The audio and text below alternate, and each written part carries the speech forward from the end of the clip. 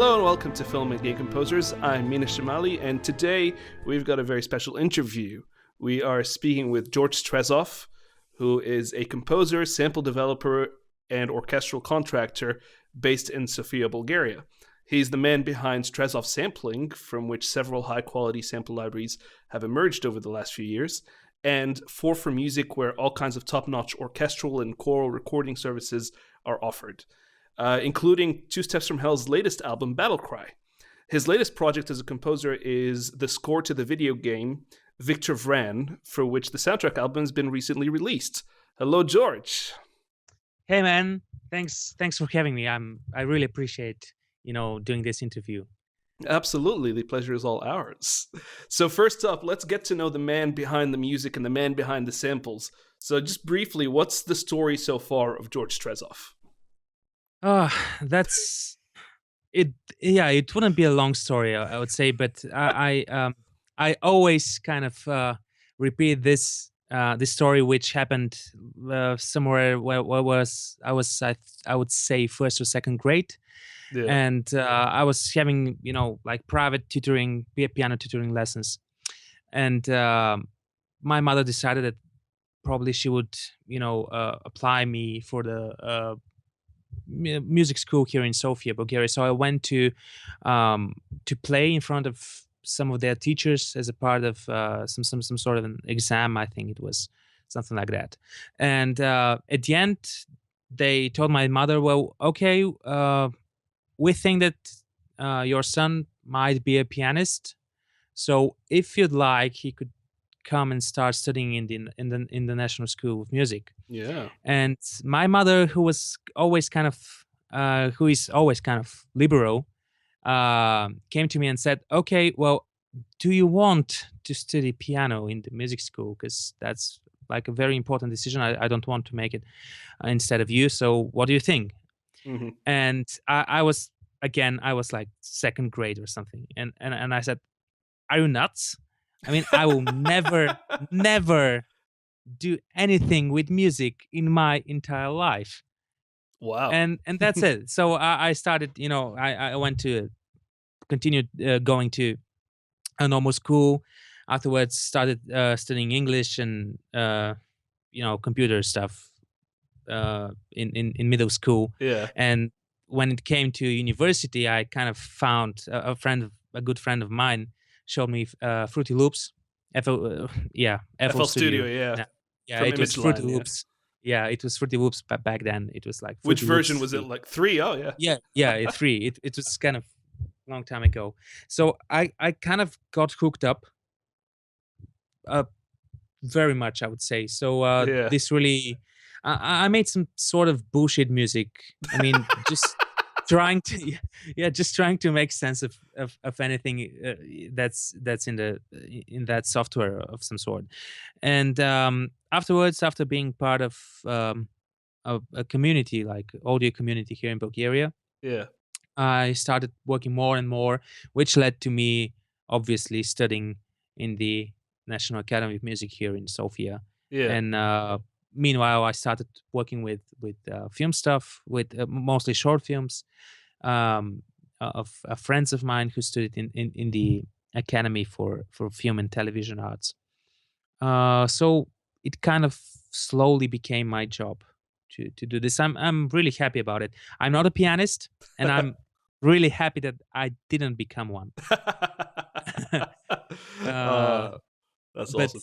yeah, obviously making music is what makes me happy. And as far as the other stuff that I'm doing, obviously the contracting and the sampling endeavors, Yeah. they kind of happen a bit randomly. Yeah. And it was more of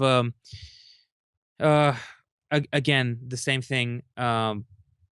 A friend of mine, really good friend of mine, composer named Edward White. He's working in the United Kingdom, did a great film called Listening. Yeah. And he was in Bulgaria recording with another contracting company. And I was like first or second grade in the Academy of Music. Yeah. So I I understood that he's doing the session. I mean, I contacted him through I think it was the Sounds Online forums on East West, Yeah. and we got in touch, met for a beer, started talking, and he invited me to be on the session. And at the end of the session, it was not a very good session, I'm afraid. Oh I wow. mean, it was not a very pleasant experience. I mean, at the end. But anyway, so he was like, "Hey, man, well, you, obviously you know your stuff about other using sample libraries, using um, you know software like Cubase or synthesizers or whatever. What have you thought about doing a contracting company of some sort?" And Yeah. again, I was like, "No, I haven't actually. That's not something that I would rather do." But obviously when time flies and there were different events that Yeah. led to me starting to work with this, and at first I was using my own company like Strezov Music Production Yeah. to do both the sampling stuff, which was more of a hobby at the beginning, um, and something that I decided to do with some internet friends, which is again something like this, but it's not a hobby anymore. Um, but yeah, so different events kind of led me to start doing contracting through my company, which uh, after that kind of made me realize that I'm doing too much stuff at the same time, and I'm kind of I wouldn't say wasting my health or something Yeah. because that would sound a bit like rubbish, but uh, yeah, I kind of decided that I want to have more time to drink beer and Yeah. less time to do all the contracting stuff. So this is why I found some people here in Bulgaria who are really into recording, and we created a four for music. We are there's Mm. so I'm kind of part of the company. It's not my company.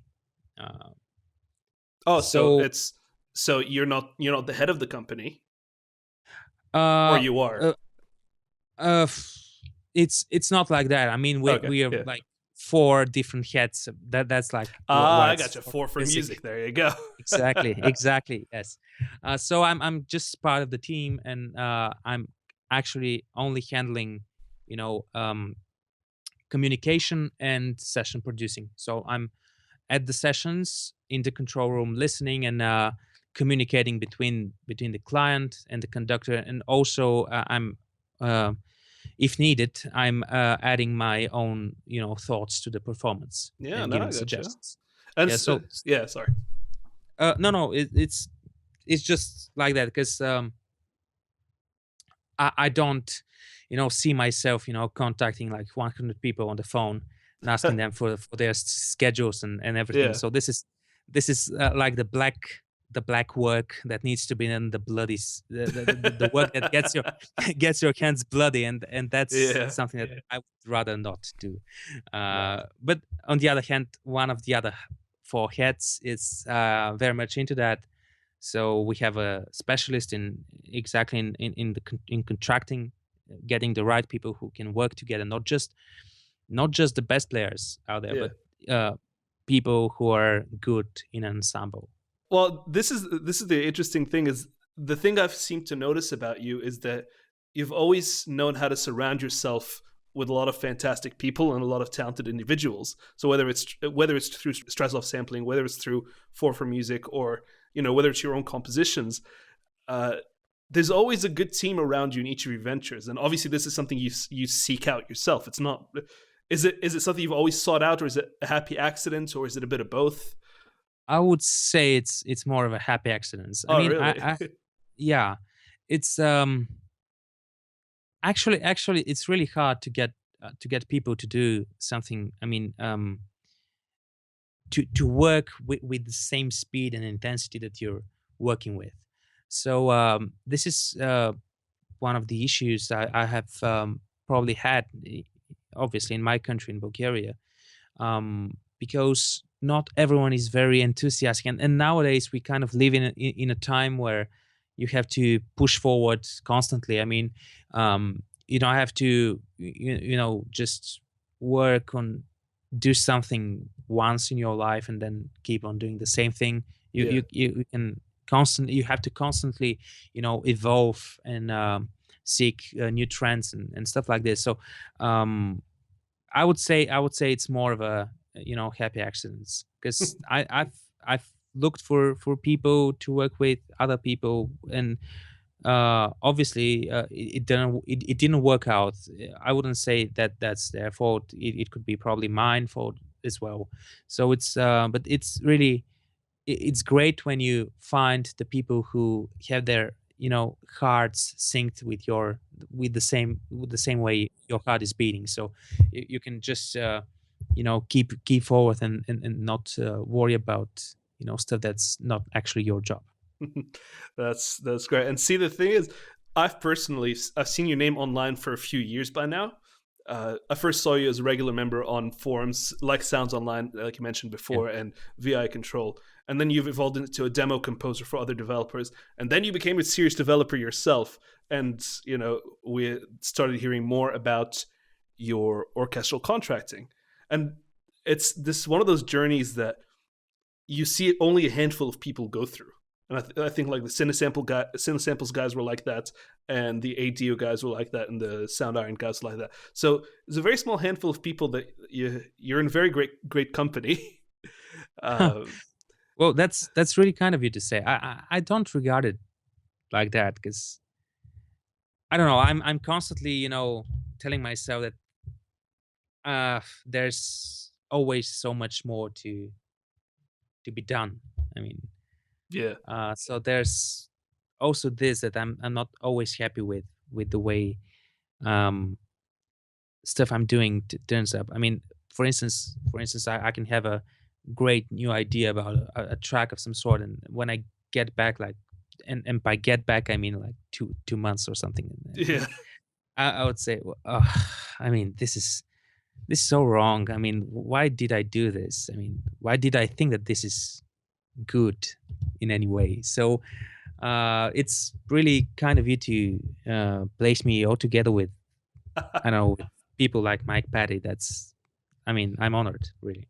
Well, it's true, man. It's that's the reality of the situation. The reality of the situation is that I feel that from what I've seen, I mean, obviously I feel that you're as respected a developer as anyone else, which is pretty awesome.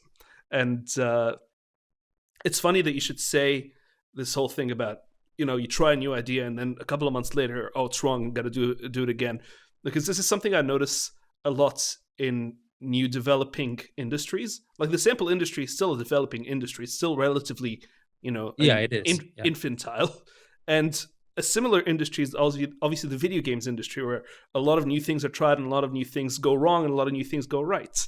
So in the video game industry, obviously you've had a bit of experience, and recently you've worked on Victor Vran. So let's talk about that. Getting a lot of positive feedback and reviews. So tell us a bit about the game and the world that you had to explore, and how that whole thing went down for you. Yeah, first I would like to start with that. I wouldn't name myself as a video game composer. Definitely. I Okay. mean, Yep. most of the experience that I have is like with films. So I've did quite a lot of films. I've worked in TV, Hmm. doing TV shows, advertisement, Yeah. documentaries, and so on. I did some video games, but they're like more smaller games. Yeah. So when I was contacted by Hemimon Games, I was first I was really happy, because when I was a kid, I played their game Tsar. Tsar in Bulgarian means in Russian, obviously, Yeah. means king. Yes. So this was like a game kind of uh, resembling Age of Empires, but it was a really nice strategy game with heroes, even before Warcraft 3 introduced heroes into strategies. So obviously they did this game and then continued developing games for, I would say, more than 10 years. I don't know the exact number of years, but they're like the first Bulgarian studio. So I was really happy that Oh, they wow. That's incredible. yes, and they're really nice guys. I mean, they have this office in Bulgaria. They invited me there and started talking about the game, but the game was still like conceptualized of some sort. I mean, they did it in their you know with all their hearts, and they just tried lots and lots of stuff. So when it came to music, they were not exactly sure what they were looking for. Other than the idea that it has to be really special, it doesn't have to be. First of all, Victor Vran is a game that's kind of aimed toward nostalgic players. So it's not like Dota or League of Legends or Counter-Strike. It's more like the Diablo feel. But Diablo, it has more Diablo 2 feel. So no fancy, skills, trees, achievements, and stuff like this. You only have, just a point-and-click adventure game. So they really wanted the music to be very simple. They didn't want to have, music that synced to what's happening onto the screen most of the time, and to have different, zone music, that's kind of ambient. Than if, for instance, you're entering battle, then it slowly transforms into a battle track of some sort. They didn't want that, so they were aimed towards something very atmospheric and very, very into the feeling of Victor Vran. And what's the feeling of Victor Vran? Obviously, it kind of has this steampunk, look into it. I mean, our main guy kind of looks like Van Helsing. He shoots with rifles and stuff and kills zombies. So definitely had to be very dark and gothic. And on the other hand, it does have some resemblances to Bulgaria in some sorts. For instance, the main the castle, the town that you're defending, it's called Zagoravia, and which comes from Zagore, which is the old name for Stara Zagora, which is a city in Bulgaria. So there's names from the Bulgarian history that are used inside. So I wanted to have a very slight Bulgarian feel to it. So this is why I added the instrument kaval. The what? Sorry. The instrument kaval. This is like a wooden instrument, Bulgarian wooden instrument. Is it like a flute? It's more of a. It is a flute. It's the one that kind of sounds like a ney. Exactly. Yes, it sounds like a ney. Yeah. That's funny. I've always wondered what that instrument was. Exactly. It's a bit different in sound, like the ney, but basically the way it's being played is kind of the same thing. I gotcha. So this is a very Balkan instrument here in the Balkan Peninsula, and especially in Bulgaria, it's like the most virtuosic folklore instrument here. So I got this player, Christian Georgiev. He's a great guy. And we've worked together on quite a lot of stuff. So what I did was I did these tracks, like backing tracks, and he kind of improvised on top on given melody. So I made the melody with samples and stuff, and that said, okay, do this, but you feel free to improvise. And he's a really, really great player. So he managed to make a very specific vibe into the music. So basically, the music has like 2 or 3 more epic tracks, and this is the main title, the boss fight, and another track that's used in dungeons mostly. And the other stuff is very, very ambient. So, wonderful. And you obviously got your virtuoso. You've recorded him with your backing tracks, but you've also had the soundtrack recorded, the orchestra recorded live as well. Or was it orchestra and choir recorded live? No, it was just orchestra. It was just orchestra, and it was just for a couple of tracks, not for the entire track. For the entire soundtrack. Okay. Yeah. but it was a great experience. Oh, you had that recorded through your own contracting company, didn't you? Yes. One of the perks, yeah, huh? exactly, one of the perks, and it was part of a shared session, so they were able to get this into their budget, so just to record a couple of tracks in 1 hour of time. So it was kind of, it was not expensive for them. Yeah. So they were entirely up for the idea. And obviously I used a lot of our sample libraries inside. Oh yeah, the Strezov Sampling libraries. Exactly, yeah. So and I think they are the ones that made the ambience of Victor Vran a bit more special. Because, for instance, one of the most overused sample library in this soundtrack, it's one of our not so well-known libraries called Tropar, Yeah. which features, it's a man choir and features Orthodox singers. I've got it. And It's an we excellent library. Yeah, thank you. What I love about it is mostly the bass profundos.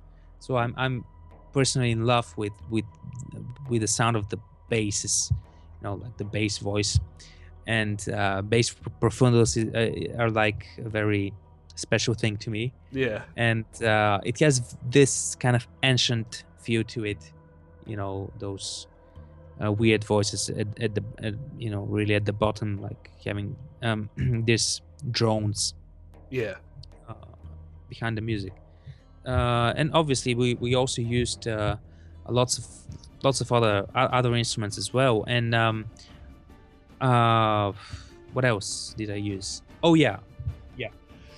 I used Eduardo Trimonte's era, because that's an amazing library. Of course.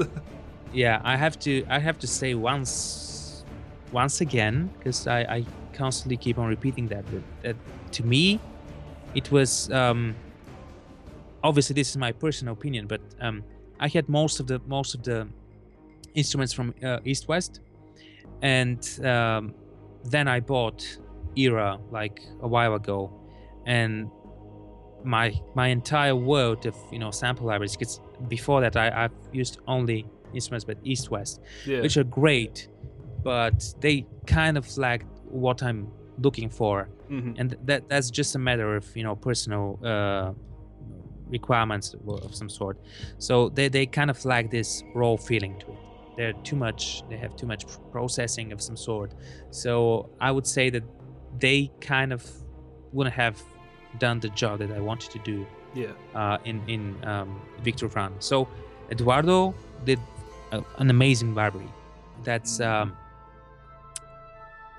obviously great. And I used a lot of other stuff that's like more smaller libraries, because obviously it's all about the sound design and effects, and I'm not a huge fan of sound design, like sound design having like effects and waves. I would rather do this type of effects with instruments and music. I see.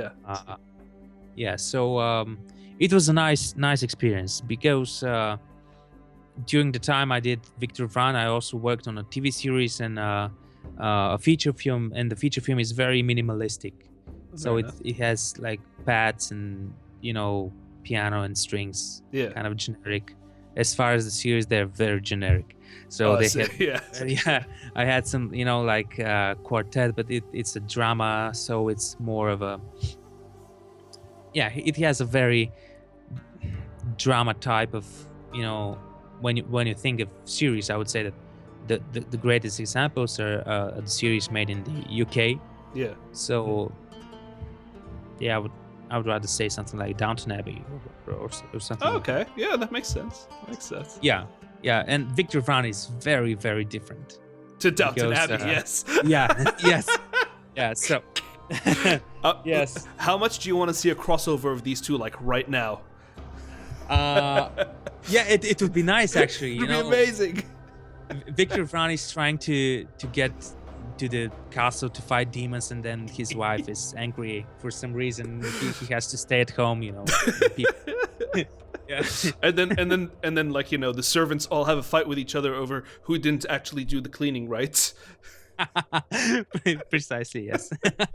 uh, well, so a lot of the you mentioned that you used a lot of your own sample library, Strezov Sampling, and obviously a lot of the musicians in there are the Sophia Session Orchestra and Choir, Yes. and also they do the work with 4/4 music, so all the contracting work. So tell us a bit more about the Sophia Session Orchestra and Choir. Yeah. Who are Well, they? it's they're this is an ensemble that we created a while ago when we started working with contracting, because we didn't want to use uh, say any of the orchestras in Bulgaria, like the Sofia Symphonic Orchestra or the Bulgarian National Radio Orchestra, because obviously we are using players from there. Yeah. Obviously, the first reason, which I would say is the most important one, and this is why I actually started.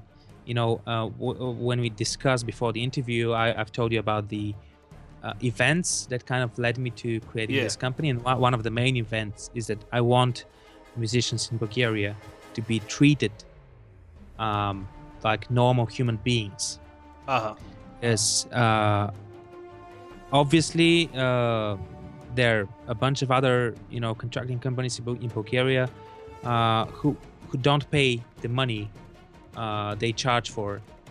They don't pay the same amount of money to the musicians in Bulgaria. So Bulgarian musicians were going to sessions up till now for about and this is okay. This is like a flat fee, net price that they're getting. It's I would say €6 or €7 per hour. Yikes. So yeah, and you can imagine that this is kind of ridiculous. I mean, if I am to point most of the renowned opera or orchestra ensembles in the entire world, I could point a lot of Bulgarians playing inside, because Yeah. Bulgarians are kind of they have this. We still have this school, like music school, and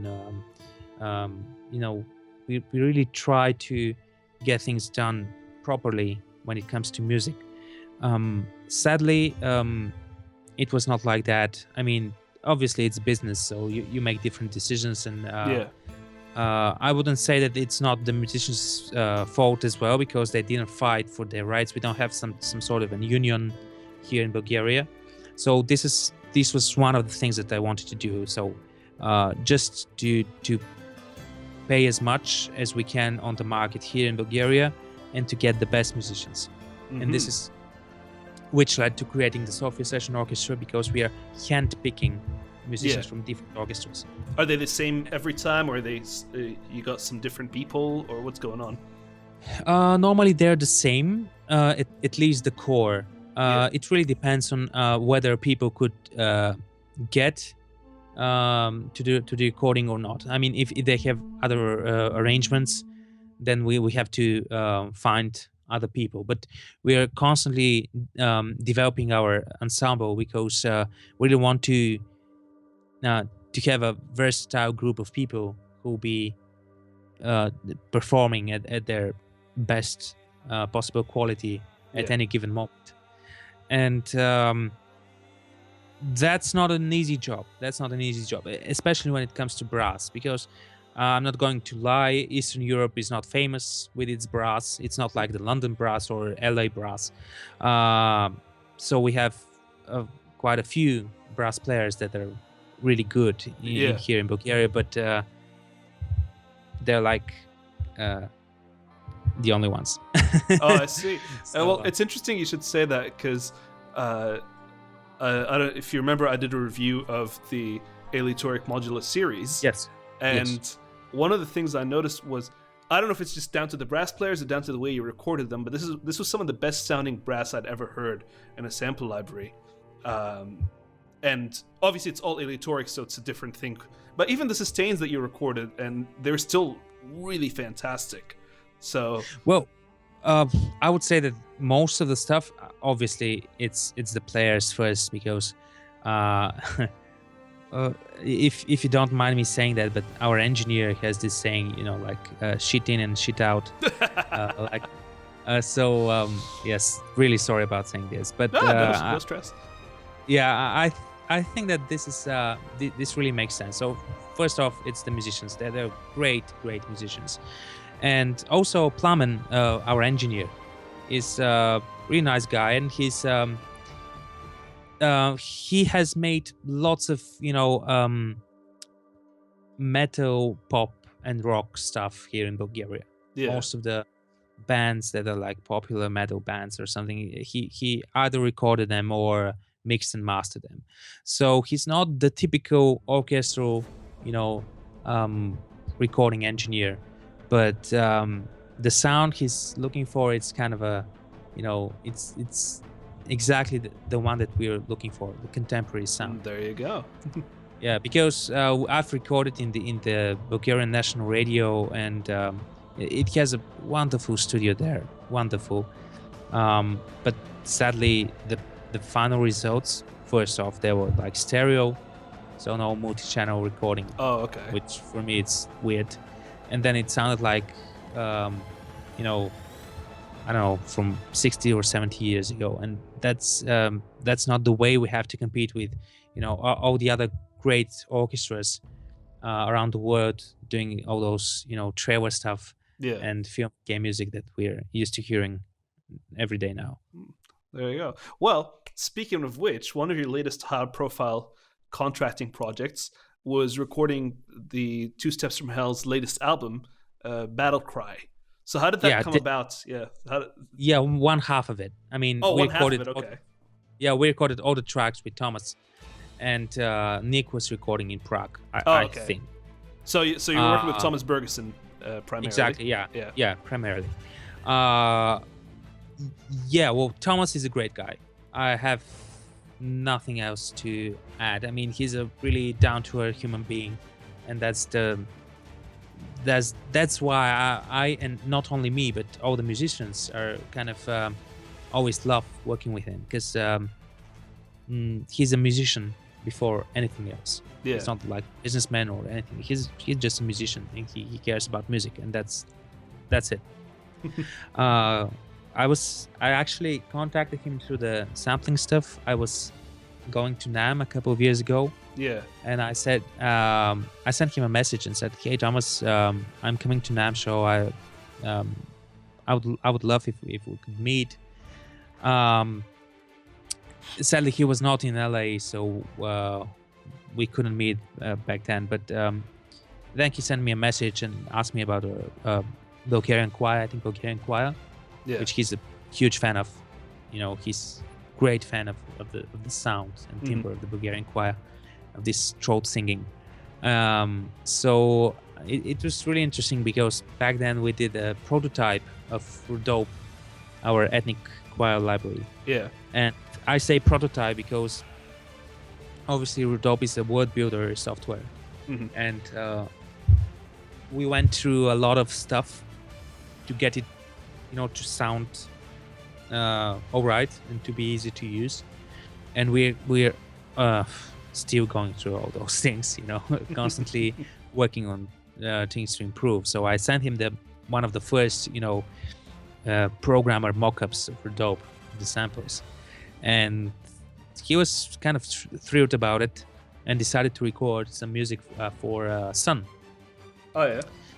Yeah, so we did the music for Sun. He sent me, I even wrote the lyrics for that.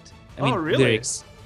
Yeah, I wouldn't say lyrics, because they're like Bulgarian songs, which I transformed into, but they had to be changed in order to get, in sync with his melody line. But it was a nice experience, and the ladies enjoyed it quite a lot. And one thing led to another, and Thomas started recording with us, strings.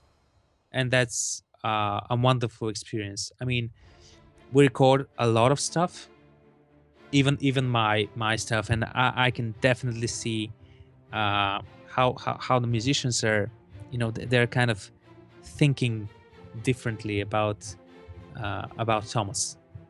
That because I would say that he's the new Mozart. I mean, Ha. he has this so fluid music thought. Mm-hmm. Even though I'm not a particularly huge fan of the genre, I mean of the trailer genre.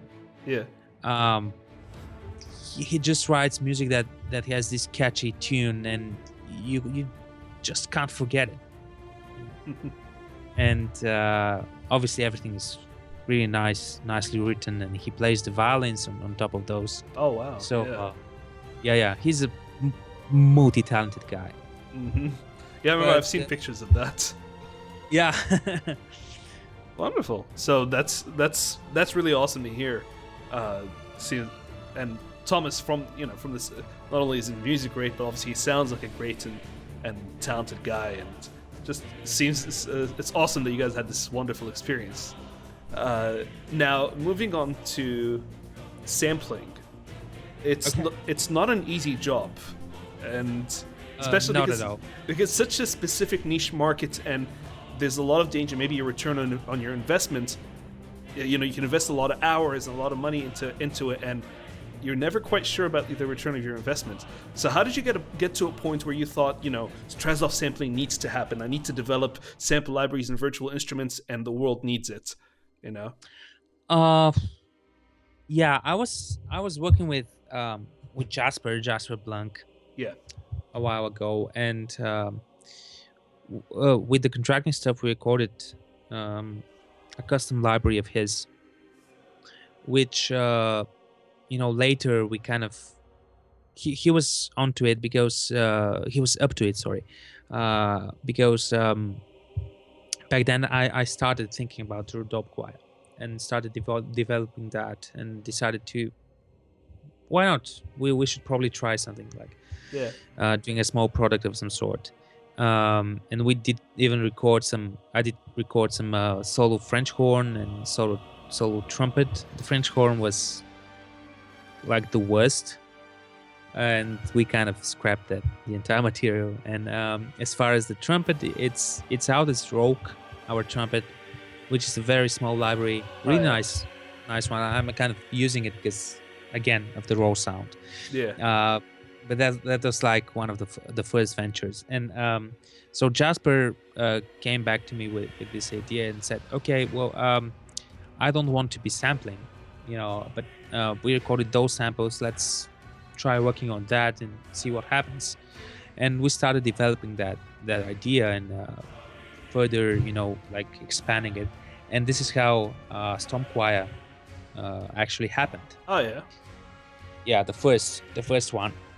And obviously afterwards we started doing other libraries like Cornucopia, Thunder, Storm Choir 2 afterwards with the Kickstarter. So things they kind of happened.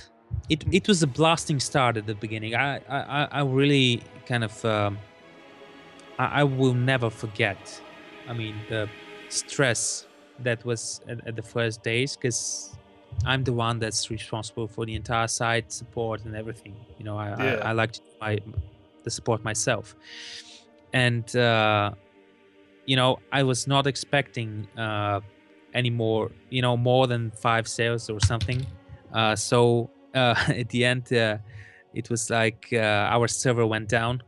Oh wow. So, and yeah, lots of people started complaining, and not that we made millions or something, but it was just it's like the basic server that we could rent it, Yeah. So stuff like this. It had its difficulties, and we are constantly trying to fix different issues that are coming from either stuff like at the moment our downloader, who's currently not working with the Java update. So it has its problems, but as far as your question whether it does recoup what you invest, I'm not entirely sure about it. Oh, but I didn't necessarily ask whether it did for you. I'm just saying there's always a danger of that. No, I mean it does bring some money back. I mean there wouldn't be a point of doing that if there wasn't, but really there's lots of stuff that needs to be done on a daily basis, basically on a daily basis. and we had lots of libraries that just got scrapped. Oh wow. Yeah. So For the instance, ones that you have now, that they made, that's not the whole catalog that you thought of. There might be like about 10 or 20 other ideas that we don't know about. yeah, I wouldn't say 10 or 20, but at least 5. Oh, okay. And one of those, when we did the Indiegogo campaign for Stormquire, we did a small test, which led to a library, and I think I'm allowed to say it right now. Led to a small library called Rain. So it was like the entire different thing than Stormquire. So it's a very mystical, choir. But we had to re-record that because the legato transitions was not good enough.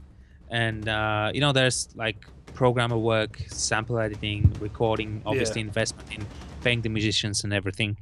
And we recorded it the second time, then spent the same time again, adding all the editing all the mics and transitions and everything. And and it just didn't work out, sadly. And but yeah, it's always like that. We have to try to make the best stuff. And when it comes to sampling, most of the stuff, obviously it could be programmed, but most of the stuff comes from the performance itself. Yeah. Let's move back to George Strezov himself. So okay, your own creative space in your own studio. What are your favorite tools and what are your favorite toys, and maybe what's the most important thing in your studio, if there is one? That's a hard thing to say. Okay, well, obviously my computer is the most important thing, obviously. Other than that, I have my Studio Logic Numa Nano, which I think that's the next thing that's on my list in like importancy and everything. Monitors, I'm using the Atom 8X, which are great. And obviously this is basically the stuff, that hardware stuff that I can't do anything without that. Apart from that, I'm obviously using I'm a Cubase guy, using Cubase. Lots of sample libraries. I could name my top list if you'd like. Oh, if hey, you know what? It's up to you, because obviously you're a developer as well. So I don't know how you feel about that. Oh, that's cool. I'm entirely not into I'm not into keeping secrets. So oh, cool, man. I'm definitely up to giving you my list of developers and stuff. So as far as pianos, my number one piano is Alicia's Keys by Nick Monster. Yes, I agree with you. Actually, that's my number one piano too. Yeah, and even though we did a couple of pianos, two actually, I'm still using Alicia's Keys because I don't know, there's something about that piano which I kind of adore. So other than that, I'm using Berlin strings and Berlin woodwinds, and kind of waiting for Berlin brass, because the orchestral tools guys are like the best. I would say that these are like, especially with strings and with Victor Vran, I've used the Berlin strings on a couple of times. Yeah. All the other string libraries that I have, they don't have this type of bite. When you have the cello, da da da da da da da. This specific bite of the live recording. Yeah. There's nowhere to be seen in other libraries, and Berlin strings has it. So it's really, really great. Not so sure about the legato, to be honest, but I'm using cinematic strings for that, which is also a great library. But it's more of a, I use cinematic strings from all those drama, Downton Abbey series that we talked about. Because that's like, it's like perfect for this type of sound. For percussion, I'm very, very specific into percussion. So this is why we kind of did Thunder 1, 2, 3. So awesome. I'm very picky about percussion. So I'm using Damage which people say is the best percussion library out there, which is okay, kind of like that.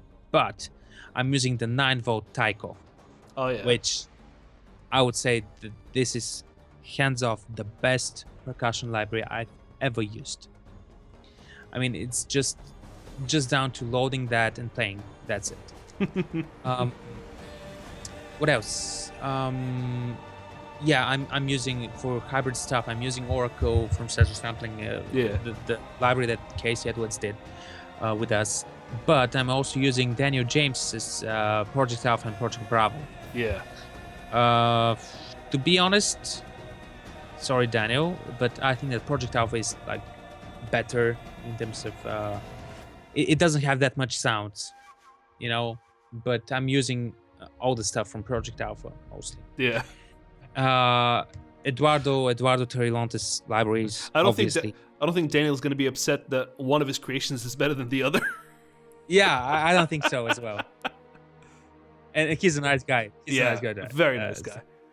Yeah. So as far as ancient instruments and peculiar sounds goes, I say that number one is Eduardo, and for instance in Victor Vran, I've met him at the Frankfurt Music Messe this year, and I've told him, Eduardo, I'm releasing this album soon, this video game album, and it has like the patch Ancient Era from the Soundscapes in Era Medieval Legends, and I'm using it like 93%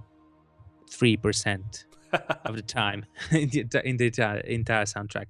So yeah, Eduardo has made some great stuff, and I'm also using Ilya, I don't know exactly. Sorry, correct me if I'm wrong. The Ilya Efimov guitars, which are kind of nice.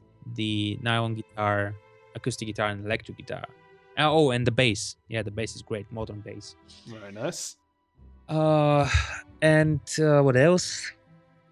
Oh, obviously synths. I have a couple of synths, like software synths in my studio. I'm not a synth guy, but I don't like all of them. I'm having kind of a few of those, but I've ended up using only Zebra by Uhe.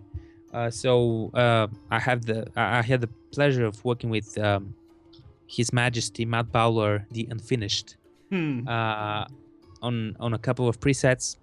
So I hired him to do a few presets, which he later released as, I think, Zebra Serenity or something. I don't remember the exact names, but they're like great synth patches, and he's a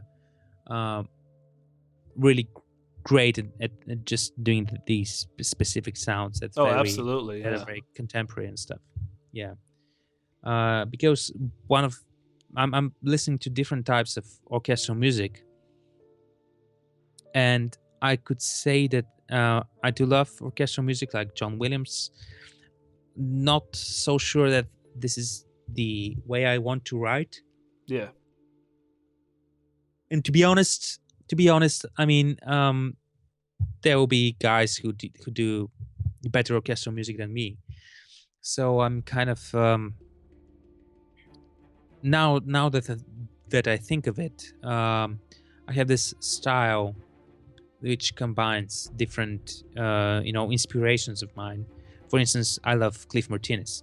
Yeah. So Cliff Martinez is one of the greatest influence. His soundtrack for Solaris is really great into those very ambient, pulsing sequencers.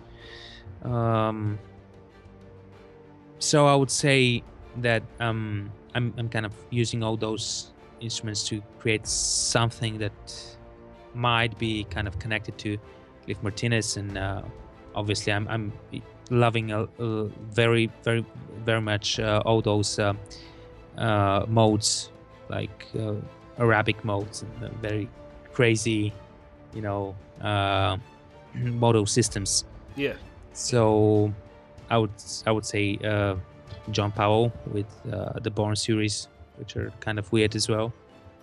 So with the second, the flat second. Yeah. So yeah, these are my tools. Obviously, I have some hardware effects as well. Neumann equalizer, compressor and limiter, Pro Tube. A couple of mics. I have a small recording setup in case I want to record, like a string quartet or something like that. And obviously acoustic treatment. And a couple of dudukes, because I'm playing the dudukes. Oh, you play duduk? Or you through can. autotune. Yeah, through autotune. But yeah. It's a beautiful instrument. Yeah, indeed. And I have a bass, Armenian bass duduk. And that's like, it sounds like a sax. Ooh, nice. Yeah. We're gonna hear some sensual duduk music with it. Exactly. Yeah, Kenny G plays it. Yes. That's really. Oh, speaking of sensual, sorry, I have to add another company to the list of Embertone. Yes, exactly, Embertone. I mean, those guys are amazing, and I'm using their the trumpet all the time. Lately, I've been using a lot of their weird instruments like the mouth trumpet, or glockenspiel or something, which are. But I had some gigs with some small games, like very cartoonish games. So Embertone, amazing guys, and I love their way of experimenting with things. Yeah, no, I think a lot of us would agree. Yeah. And well, finally, we just you've taken a lot of time to talk, so thank you very much. I was gonna ask you one last thing. Is obviously at the start you said that you wanted to take more time to drink beer and less time to worry about everything yourself. So you obviously keep yourself very busy, but how do you balance your creativity and work with the other elements of your life? Oh, that's a hard question. Yeah. Oh, sorry. Yeah, you should ask my girlfriend. I mean, she'd be happy to say.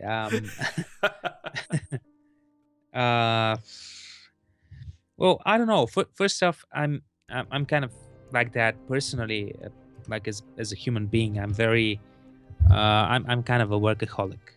So if I'm not working or doing something, I kind of get depressed and start to eat ice cream and get fatter and fatter. So yeah. But yeah, joke aside. But well, I try to just keep like writing music from Monday to Friday, whenever possible. Mm-hmm. Then have a few days off, 2 days off. Obviously. Yeah. But in which I can just have the time to open Google Play Music and load up some music, sit on the couch, pour myself a glass of whiskey or something, and just listen. Have like 2 or 3 hours of just listening to music. Yeah, which is something that I think is very important. There was a period in my life when I was like always working with music, and I was constantly in the Academy of Music. In the day I was like conducting, then at the end of the day I was composing, at the beginning of the day I was like playing piano and orchestrating and stuff like this. Yeah. And at the end, when I got back home, I'm kind of so tired of it that I just stopped listening to music. And that's something that I at a certain point I said, okay, this is something that I don't want to happen. So the way I'm trying to balance things is to continue work a bit less, try to different things, so that if I'm working on the sampling stuff, then the contracting stuff, and then I'll have some ideas, fresh ideas for the composing. Instead of that, if I was composing all the time, probably I would have less ideas, or would get bored quickly. I would say I don't know. You look for somewhere to draw from. Yeah, exactly. Yeah. Oh, that's cool. That makes a lot of sense. Yeah, and listening to music again is, I mean, at the end, this is what got me into making music. Yeah. I loved listening to music, so why not? Why stop? I mean, why stop listening to music? And this is really important for me. Absolutely. And obviously, I had to, in order to have even more time, like more free time, I had to stop doing stuff that I did before. Like I sung in lots of choirs. I sung in churches, like Orthodox churches here in Bulgaria, Yeah. which is it's great because it kind of develops you as a musician. I mean, uh, I will never forget the time I was singing in a vocal octet called Octavoice, Yeah. and we did lots of stuff like from classical madrigals to jazz and pop and everything, and even folklore music. And this kind of learns you to be in an ensemble of some sort. But again, it kind of takes away my time if I want to, get fully dedicated to this. Yeah. So again, balancing, trying to listen more music, although I stopped singing, but I think that's for the best for the entire humanity. Oh, don't be so harsh on yourself. Yeah. I'm sure you had a lovely voice. I don't know. I should probably sample it someday. Yes, guys, you heard it here first. This is the next Strezov sampling library is George himself, with full-on legato and round lob legato and 6 microphone positions, like from every corner of your studio. Exactly, and if people pre-order it, they will get a signed photo of myself. Yes. From a childhood dream. Not dreams, but childhood. And memories. if they donate $5,000, they get you in the flesh. Yeah, I would love to. I like traveling around, so yeah. Oh, wonderful. Well, thank you very much, George. This has been incredibly fun and incredibly informative. And I kind of got carried away. Sorry about that. Oh, hopefully, nothing to apologize for, man. Yeah, YouTube will have big servers to. Don't worry about that. We'll take care of all of that. But yes, so obviously, people can buy all your sample instruments from Strezov Sampling. People can contact 4 Music, which is the company you're part of, for contracting orchestra and choir. And the Victor Vran soundtrack got recently released on Steam, I believe. It was released on Steam. It's available also on iTunes, Spotify, Google Play Music. Wonderful. Amazon. So the soundtrack can be purchased in all of these different avenues. Exactly. Yes, exactly. Wonderful. And guys, play the game as well, because it looks pretty awesome. Yeah, and especially if you're into cooperative gaming, you can buy a 4-pack and just play with your friends. I did that with my friends, and it's amazing experience. I mean, I haven't felt like this since I was a child, so I think that this is a good sign. Wonderful. Well, thank you very much, George, and we're hoping to see more and more of you and hear more and more of you, and we can't wait for what you've got in store. Yeah, thank you, man. And once again, thank you for inviting me. Really appreciate it. No, it's a pleasure.